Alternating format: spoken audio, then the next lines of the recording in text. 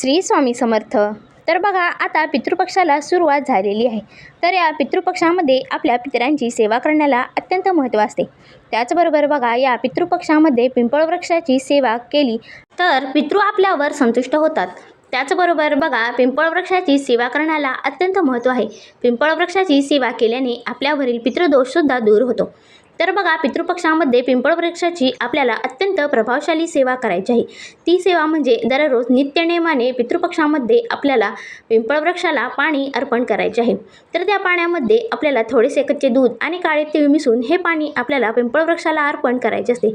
त्याचबरोबर बघा, पिंपळ वृक्षाखाली जर आपण मोहरीच्या तेलाचा दिवा लावला तर आपल्यावरील सर्व पितृदोष दूर होतो आणि त्याचबरोबर पितरांचा देखील आपल्यावर कृपाशीर्वाद राहतो.